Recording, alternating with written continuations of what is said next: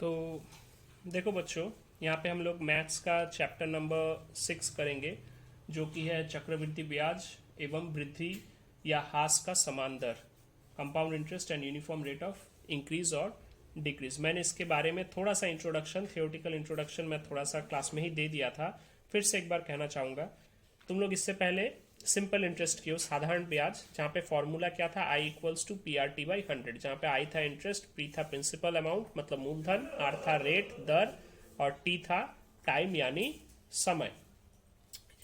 अब simple interest जो था, वहां पे हम लोग क्या देख रहे थे, वहां पे देख रहे थे कि जो रेट ऑफ इंटरेस्ट है वो एक ही बार लग रहा था। जो मूलधन था उस पर केवल एक बार सिंपल इंटरेस्ट का जो रेट ऑफ इंटरेस्ट था वो लगता था। लेकिन इस चैप्टर में हम लोग जो पढ़ेंगे वो है कंपाउंड इंटरेस्ट, जहां पे हम लोग देखेंगे कि जो इंटरेस्ट हमको मिल रहा है, मान लो एक फिक्स्ड अमाउंट 2 महीना या 1 महीने बाद जो एक इंटरेस्ट मिल रहा है, दूसरे महीने में वो इंटरेस्ट मूलधन के साथ ऐड हो जा रहा है, मिल जा रहा है, योग हो जा रहा है, और फिर सेकंड मंथ में मूलधन प्लस पहले मंथ का इंटरेस्ट के ऊपर फिर से इंटरेस्ट लग रहा है। तो अगर हम लोग देखें तो कंपाउंड इंटरेस्ट में हमें हमेशा फायदा है। तो बैंक से अगर हम लोग बैंक में पैसा जमा रख रहे हैं और वो अगर हमें कंपाउंड इंटरेस्ट पे पैसा दे रहा है, तो हमेशा ध्यान रखना कि उसमें हमें ज़्यादा फायदा रहेगा, क्योंकि हमें जो इंटरेस्ट मिल रहा है बैंक उस इंटरेस्ट के ऊपर भी हमें फिर से इंटरेस्ट देगा। तो इसका फॉर्मूला थोड़ा सा अलग है, जहाँ पे अगर P मूलधन होता है, R जो है ये ब्याज का दर है, N जो है वो समय है, वर्ष है, एवं A मिश्र धन जो प्रिंसिपल अमाउंट प्लस इंटरेस्ट होता है, जिसको हम लोग मिश्र धन कहते हैं, वो अगर A मैं कहूँ, तब N वर्ष बाद मिलने वाला चक्रवृद्धि मिश्र धन, याद रखना चक्रवृद्धि कंपाउंड मिश्र धन जो है A, वो होता है P plus 1 P into 1 plus R by 100 to the power N। फिर से कह रहा हूं, N वर्ष बाद जो चक्रवृद्धि मिश्र धन का अमाउंट होता है A, वो होगा P इंटू मतलब मूलधन इंटू 1 प्लस R यानी दर by 100 to the power N यानी समय। अब देखो, एक उदाहरण मैंने यहाँ पे तुमको बताया हूँ, ये इस फॉर्मूले द्वारा डायरेक्ट ये फॉर्मूला का इस्तेमाल मैंने नहीं किया, मैंने पार्ट बाय पार्ट किया हूं, ताकि तुमको समझ में आए कि किस प्रकार इंटरेस्ट लग रहा है। यहाँ पे देखो, क्वेश्चन है कि 6 माह अंतर मतलब 6 महीने बाद पर दे वार्षिक 10% चक्रवृद्धि ब्याज दर से 1000 रुपए का 1 वर्ष का चक्रवृद्धि ब्याज ज्ञात करें। अर्थात बोला है कि 1000 रुपए मूलधन है और 6 महीने बाद उसमें 10% का चक्रवृद्धि ब्याज कंपाउंड इंटरेस्ट हमको मिल रहा है। तो 1 वर्ष बाद हमें कितना ब्याज मिलेगा? तो यहाँ पे देखो, पहला 6 महीना, मैं यहाँ पे क्योंकि 6 महीना बाद बोला हूँ, तो पहला 6 महीने में कितना मूलधन, कितना इंटरेस्ट हमें मिल रहा है? तो पहला 6 महीने का मूलधन है 1000 रुपए। शुरू में आरंभिक हम लोग कितना रुपए लेके शुरू किया था? 1000। 6 महीने बाद में जो उस पर ब्याज लगेगा, यहाँ पे मैं देखो सिंपल इंटरेस्ट का ही फॉर्मूला इस्तेमाल कर रहा हूँ, I equals to P R T by 100 वाला फॉर्मूला। क्यों? क्योंकि पहला 6 महीने में ये हमें सिंपल इंटरेस्ट ही तो है। तो 1000 इंटू 10% मतलब 10/100 इंटू हाफ मैंने क्यों किया? क्योंकि 6 महीना मतलब 1 साल में 6 महीना मतलब आधा साल होता है, और हम लोग हमेशा इंटरेस्ट में जो हिसाब लेते हैं एन, वो वर्ष में होता है, ईयर में होता है। तो हाफ ईयर करने पर 50 रुपए। तो पहला 6 महीने बाद हमें मिला 50 रुपए। अब इस 50 रुपए को मैं ऐड कर दूंगा प्रारंभिक जो इनिशियल मेरा मूलधन था, प्रिंसिपल अमाउंट 1000। तो 1000 प्लस 50, 1050 रुपए हो जाएगा मेरा वह अमाउंट जिसपे नेक्स्ट 6 महीने के लिए मुझे बैंक फिर से इंटरेस्ट दे रही है। तो अंतिम 6 महीना, 1 साल का 6 महीना चला जाना मतलब आधा साल चला गया। जो लास्ट बचा हुआ 6 महीना है, उस 6 महीने में अब देखो कितना लगेगा। फिर से मैं पी आर टी बाई 100 वाला सिंपल इंटरेस्ट का ही फॉर्मूला इस्तेमाल कर रहा हूँ। करने पर अब मूलधन हो गया 1050 रुपए इंटू 10% मतलब 10/100 इंटू आधा साल, हाफ ईयर किया, तो 52 रुपीज 50 पैसा। तो टोटल मुझे 1 वर्ष बाद कितना ब्याज मिला? मुझे मिला 50 रुपए प्लस 52 रुपीज इंटू 50 पैसा, 52 इंटू 50 पैसा। अर्थात टोटल मुझे जो ब्याज मिला है, टोटल जो मुझे मिश्र धन मिला है, वो है 1102 रुपए 50 पैसा। उससे मैंने माइनस कर दिया जो प्रारंभिक मूलधन था 1000। तो हमें जो कंपाउंड इंटरेस्ट मिला है वो 102 रुपीज 50 पैसा। समझ में आया? तो देखो यहाँ पे मैंने कंपाउंड इंटरेस्ट को ही सिंपल इंटरेस्ट के द्वारा निकाल के दिखाओ। याद रखना कि कंपाउंड इंटरेस्ट भी सिंपल इंटरेस्ट ही है, लेकिन सिंपल इंटरेस्ट में केवल एक ही बार वर्ष में इंटरेस्ट मिलता है, जबकि कंपाउंड इंटरेस्ट में हर महीना हर दिन इंटरेस्ट मिलता है। उस हिसाब से ये है कंपाउंड इंटरेस्ट का जो फॉर्मूला जो मैंने यहाँ पे P1 + R/100⁴ ये किस प्रकार से आया वो यहाँ पे मैंने बताया हूं कि हर महीना जो स्पेसिफाइड जो हमको बताया गया महीना या दिन या साल है, किस प्रकार साल दर साल या महीना दर महीना इंटरेस्ट के ऊपर भी फिर से इंटरेस्ट ऐड होता जाता है, और उसी को हम लोग कंपाउंड इंटरेस्ट कहते हैं। तो हम लोग अब देखते हैं एक सवाल जो कि एक्सरसाइज नंबर तुम लोग का 6.1 से है। एक्सरसाइज 6.1 पेज नंबर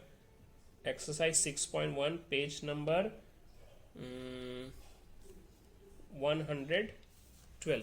तो पेज नंबर 112 से एक्सरसाइज नंबर 6.1 पहला क्वेश्चन देखो। पहला क्वेश्चन में क्या बोला है? पहला क्वेश्चन कह रहा है कि हमारे पास 5,000 रुपए है, हम उस रुपए को एक बैंक में वार्षिक 8.5% चक्रवृद्धि ब्याज दर पर जमा रखें। 2 वर्ष के अंत में चक्रवृद्धि मिश्र धन कुल कितना पाएंगे?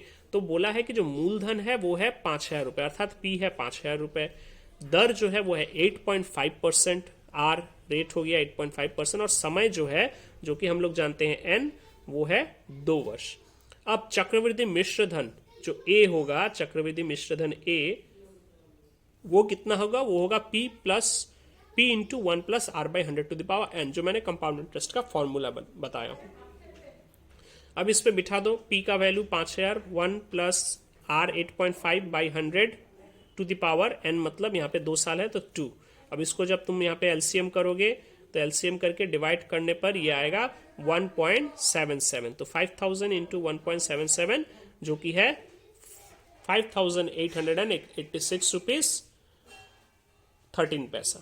ठीक है, तो ये है वो इंटरेस्ट जो कंपाउंड इंटरेस्ट जो हमें मिलेगा 2 साल बाद। कितने रुपए के ऊपर? 5,000 रुपए के मूलधन के ऊपर। ठीक है, तो इस क्वेश्चन को तुम लोग वीडियो पॉज करके इसका आंसर को नोट कर लोगे अपने क्लास वर्क कॉपी में। अब देखो उसी प्रकार से क्वेश्चन नंबर 7। ये क्वेश्चन देखो क्या बोला है इस क्वेश्चन में।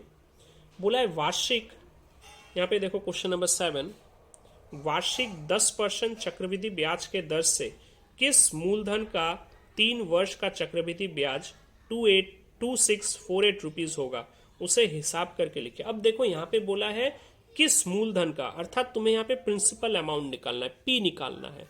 ठीक है, तुम्हें क्या क्या दे दिया गया है? यहाँ पे तुम्हें दर दे दिया गया 10%, अर्थात R दे दिया गया है 10% रेट। चक्रवृद्धि ब्याज जो इंटरेस्ट है वो दे दिया गया है। यहाँ पे मैंने चक्रवृद्धि ब्याज इंटरेस्ट को लिखा हूँ CI के रूप में, C for compound, I for interest. तो चक्रवृद्धि ब्याज या फिर कंपाउंड इंटरेस्ट दे दिया गया है 2648 रुपीज, एवं N जो समय है वो भी दे दिया गया है N बराबर 3 वर्ष। अब चक्रवृद्धि मिश्र धन मतलब जो अमाउंट है अमाउंट जो है A = फॉर्मूले के अनुसार से P × 1 + R/100⁴ और हम लोग जानते हैं कि मिश्र धन का जो फॉर्मूला है A = वो है principal amount plus compound interest. याद रखना ये फॉर्मूला सिंपल इंटरेस्ट में भी था, अमाउंट = P + I, वहाँ पे I था सिंपल इंटरेस्ट, यहाँ पे मैंने लिखा हूँ A = P + CI, CI मतलब कंपाउंड इंटरेस्ट। ये सेम है, दोनों के लिए ही सेम है। तो A = P + CI = P × 1 + R/100⁴ तो अमाउंट का मान इतना फॉर्मूले के अनुसार है। अब मैंने इस फॉर्मूले को थोड़ा सा सिंप्लीफाई किया, क्यों? क्योंकि मुझे प्रिंसिपल अमाउंट निकालना था। तो प्रिंसिपल अमाउंट P को मैं एक तरफ रखूंगा और बाकी सभी चीज़ों को दूसरे तरफ ले जाता हूँ। ले जाने पर क्या होगा देखो, यहाँ पे मैंने जो P था इसको इस तरफ ले गया तो CI = P × 1 + R/100⁴ -1, मैंने P कॉमन निकाल दिया, अर्थात P = क्रॉस मल्टीप्लाई करो तो CI ये वाला टर्म जो है नीचे चला गया, ये नीचे चला आया, तो P = CI / 1 + R/100⁴ 1। ठीक है, अब मैं यहाँ पे वैल्यू पुट करता हूँ। तो वैल्यू पुट करने पर देखो क्या मिल रहा है। वैल्यू पुट करने पर p equals to 2648 divided by 1 plus 10/100 to the power 3। यहाँ पे 0 0 कट गया तो 1/10 बचा, -1। एलसीएम लिया तो 10 प्लस 1/10 इसका क्यूब -1, और ऊपर 2648 था वैसे ही रहने दिया। अब यहाँ पे मैंने इसको क्या किया, ब्रेक डाउन किया। 10 प्लस 1 मतलब 11, 11 इंटू 11 इंटू 11, क्योंकि यहाँ पे क्यूब था, divided by 10 into 10 into 10 -1। Into करने पर 2648 डिवाइडेड बाई 1331 बाई 1000 -1। फिर से एलसीएम किया।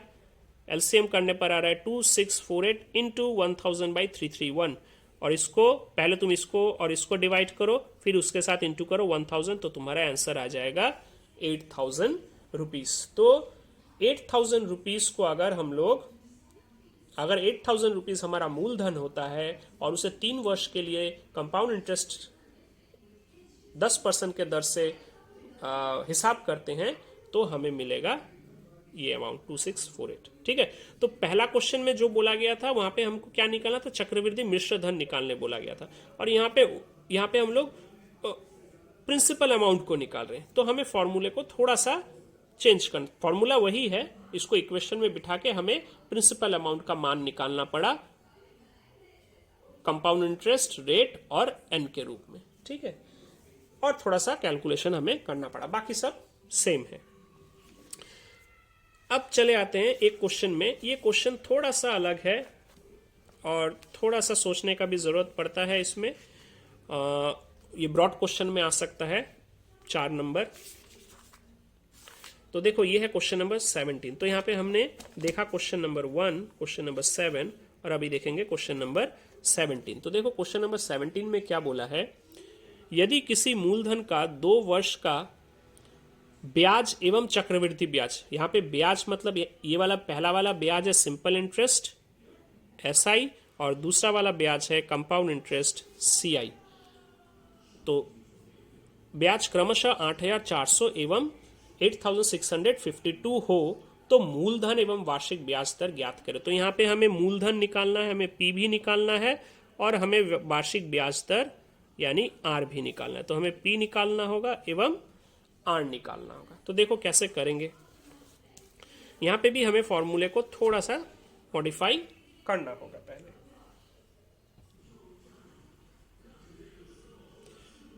तो देखो यहाँ पे सबसे पहले सिंपल इंटरेस्ट दिया हुआ था 8400 रुपीज, और कंपाउंड इंटरेस्ट दिया हुआ है 8652 रुपीज। हमें मूलधन निकालना है, मतलब हमें P निकालना है एवं हमें रेट निकालना है। तो साधारण ब्याज का फॉर्मूला हम लोग जानते हैं SI, या फिर तुम लोग केवल I भी लिख सकते हो। यहाँ पे मैंने समझने में सुविधा हो इसलिए SI को लिखा हूँ, साधारण ब्याज इक्वल्स टू PRT बाई 100। तो P का क्रॉस मल्टीप्लाई करने पर P हो जाएगा SI इंटू 100 बाई RT, यानी SI का मान कितना है 8400 into 100 by R into 2, time था 2 वर्ष, और R मुझे नहीं मालूम, तो मैंने इसको ऐसे ही रख दिया। ये हो गया समीकरण A। अब चले आओ चक्रवृद्धि ब्याज के फॉर्मूले पर। चक्रवृद्धि ब्याज का फॉर्मूला क्या था, A इक्वल्स टू मिश्र धन equals to P into 1 plus R by 100 to the power N। मिश्र धन को मैंने यहाँ पे पहले बताया था, A को हम लोग कैसे लिख सकते हैं, A को हम लोग लिख सकते हैं